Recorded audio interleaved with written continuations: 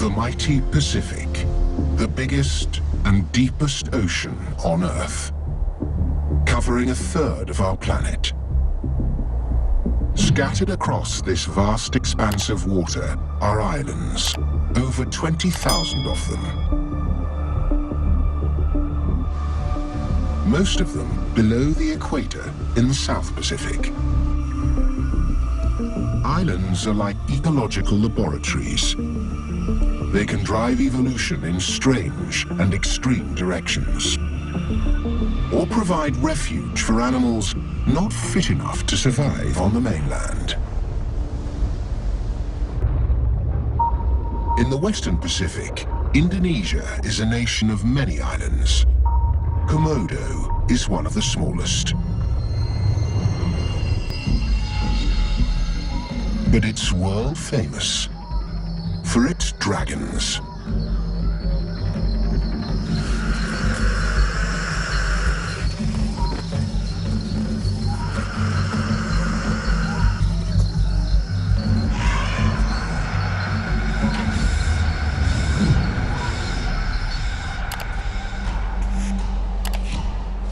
Up to 3 meters long, the Komodo dragon is the largest lizard in the world. Low slung and massively built, and covered in tough armored scales.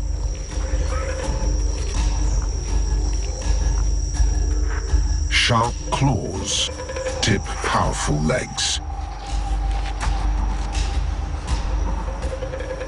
60 sharp serrated teeth line their jaws, with replacement rows behind, just like a shark.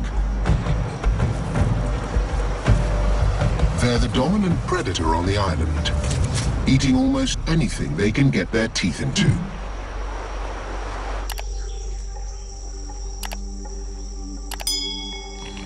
Like snakes, they use their tongue to taste the air and detect the scent and direction of prey.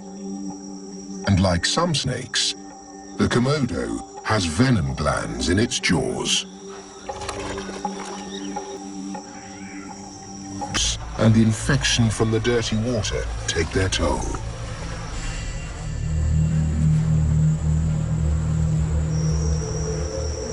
The dragon's sharp teeth tear off chunks of flesh. The gluttonous monsters can eat up to 80% of their body weight in a single meal.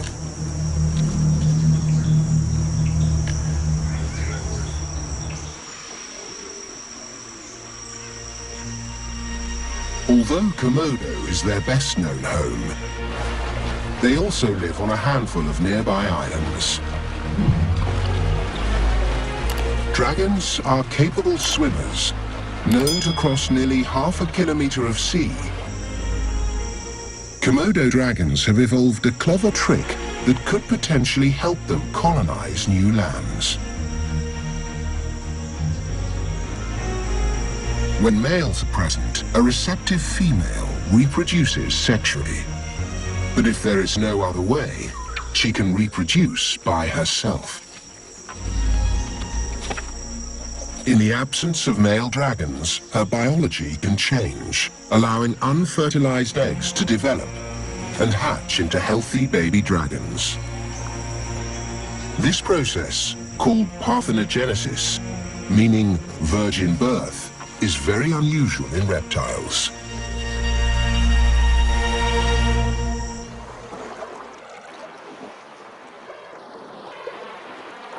If a solo female reaches a new home, she could establish a new population.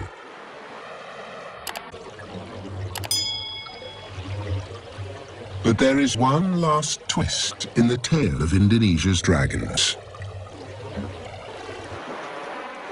Until recently, scientists considered them a classic example of island gigantism.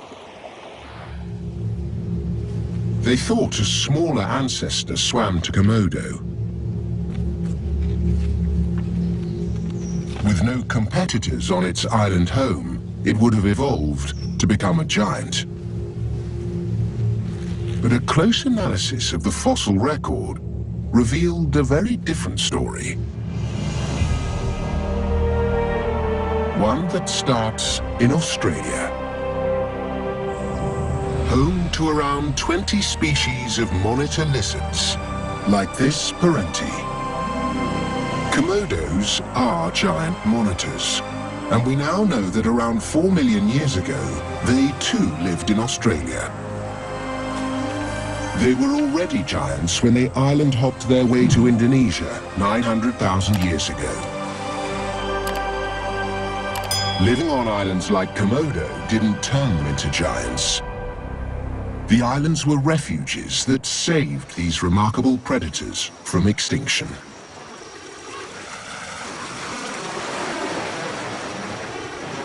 Giants aren't always the size of dragons.